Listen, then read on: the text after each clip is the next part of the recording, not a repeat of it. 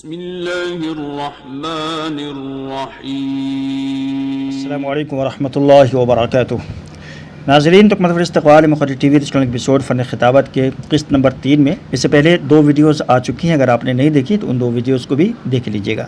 تو چلیے شروع کرتے ہیں آج کا ایپیسوڈ۔ بسم اللہ الرحمن الرحیم۔ جب کوئی نیک چلن مقرر تقریر کرتا ہے تو خواہ اس کے الفاظ کیسے ہی بے تکے ہوں، تقریر کیسی ہی لغو ہو، لیکن فقط اس کا نیک ہونا ہی پبلک کے لیے یعنی عوام کے لیے سب سے بڑی سفارش ثابت ہوتا ہے۔ اس کی نیکی کے خیال سے سامعین کے دلوں میں اس کی عزت و عظمت پیدا ہو جاتی ہے۔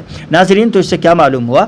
اس سے معلوم ہوا کہ ایک مقرر کے لیے اچھے اخلاق کا حامل ہونا، اچھے اوصاف کا حامل ہونا بہت ہی ضروری ہے۔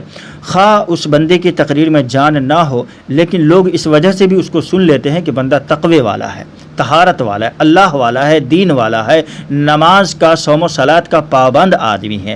اس لیے دیکھیں قرآن حکیم کے اندر اللہ تبارک و تعالیٰ نے محمد رسول اللہ صلی اللہ علیہ وسلم کے تعلق سے فرمایا کہ فَبِمَا رَحْمَةٍ مِّنَ اللَّهِ لِنْتَ لَهُمْ وَلَوْ كُنْتَ فَظًّا غَلِيظَ الْقَلْبِ لَانفَضُّوا مِنْ حَوْلِكَ۔ اللہ تبارک و تعالیٰ نے آپ کو فصاحت اور بلاغت سے تو نوازا ہی تھا، لیکن آپ کو اچھے اخلاق سے بھی نوازا، اور یہ فرمایا کہ آپ اچھے اخلاق کے حامل نہ ہوتے تو لوگ آپ کے پاس نہ پھٹکتے، لوگ آپ کے پاس نہیں آتے، لوگ آپ سے دور ہو جاتے۔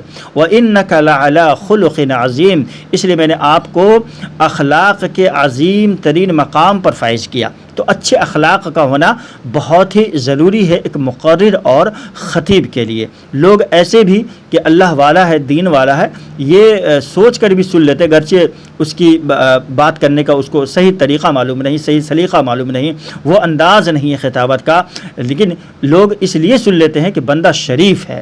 ٹھیک ہے، تو یہ بھی بہت ضروری ہے اچھے اخلاق کا حامل ہونا، اچھے اوصاف کا حامل ہونا۔ Number 21، number 22۔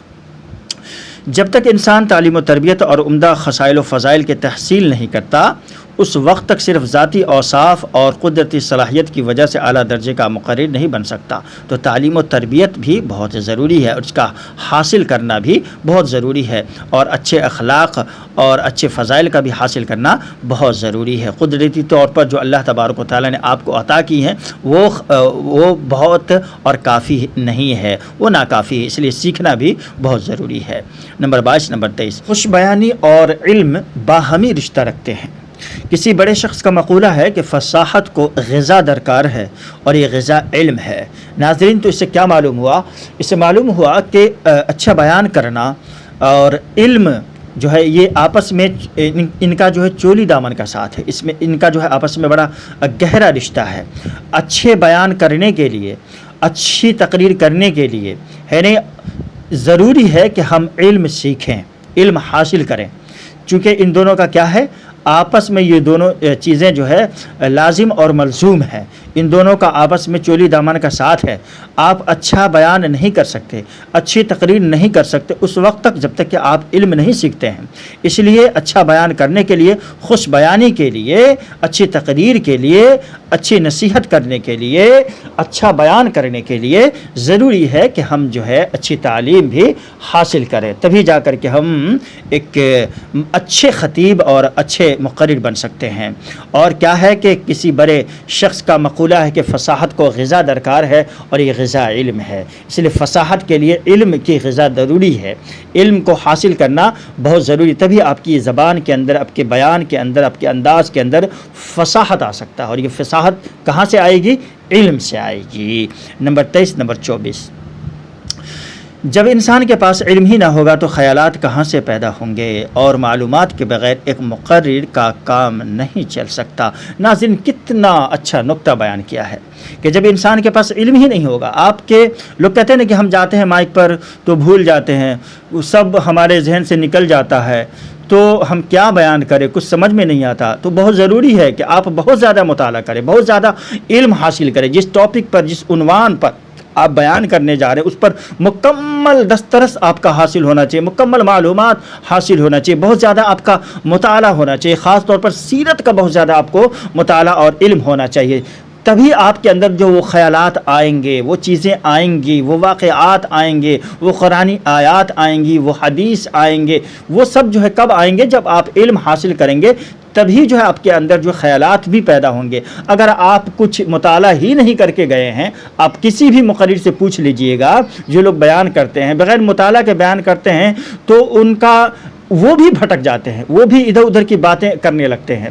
لیکن آپ اگر مطالعہ کر کے جائیں گے تو آپ کے اندر بہت سارے خیالات آئیں گے جس کو آپ جو ہے بیان کر پائیں گے اور گھبرائیں گے نہیں آپ انشاءاللہ تعالی۔ چلیے آگے بڑھتے ہیں۔ نمبر 25، سقراط کا کہنا ہے کہ کسی شے پر بحث کرنے سے پہلے اس سے کما حق واقفیت رکھنا بہت ضروری ہے۔ دیکھیں یہ بھی بہت اہم نقطہ ہے کہ اگر آپ کسی ٹاپک پر کسی عنوان پر بیان کرنے جا رہے ہیں تو اس عنوان کے تعلق سے مکمل چیزیں آپ کو حاصل ہونی چاہیے، مکمل معلومات آپ کو حاصل ہونا چاہیے، مکمل جو ہے مواد آپ کے پاس ہونا چاہیے، تبھی جا کر کے آپ اس پر بحث کر سکتے ہیں، ہے نہیں؟ تو بہت ضروری ہے تقریر کسی بھی ٹاپک پر ہو تو اس ٹاپک کے تعلق سے جتنی بھی آیات ہو سکتی ہیں، واقعات ہو سکتے ہیں، قرآن تفسیر ہو سکتی ہے نہیں، ان سب چیزوں کو آپ کو مطالعہ کرنا ہے، ان سب چیزوں کو حاصل کرنا ہے، ان سب چیزوں کو ذہن نشین کرنا ہے، تبھی جا کر کے آپ جو اس ٹاپک پر بحث کر سکتے ہیں، اس چیز پر کو لوگوں کے سامنے اپنے انداز میں سمجھا سکتے ہیں، ٹھیک ہے نہیں؟ تو یہ بہت ضروری ہے، ورنہ آپ جو ہے صرف چند چیزوں کا مطالعہ کر لیں اور چلے جائیں مانچ پر اور سوچیں کہ ہم لمبی چوڑی تقریر کر لیں تو یہ ناممکن ہے۔ بہت ضروری ہے کہ اس عنوان پر آپ کی دسترس حاصل ہو اور خوب معلومات اس پر جو ہے آپ کو حاصل ہو، اور یہ کب ہوگا؟ خوب مطالعہ کرنے سے۔ ناظرین تو آج کے لیے بس اتنا ہی، جاتی ہوئی ویڈیو کو لائک ضرور کیجیے گا، چینل پر نئے تو چینل کو سبسکرائب بھی کر لیجیے گا تاکہ ہماری ویڈیو آپ کو بر وقت ملتی رہے، آپ تک پہنچتی رہے، اور اپنی رائے سے کمنٹ کر کے ہمیں ضرور نوازیے گا۔ ملتے ہیں انشاءاللہ ایسے ایک نئی ویڈیو کے ساتھ۔ السلام علیکم ورحمۃ اللہ وبرکاتہ۔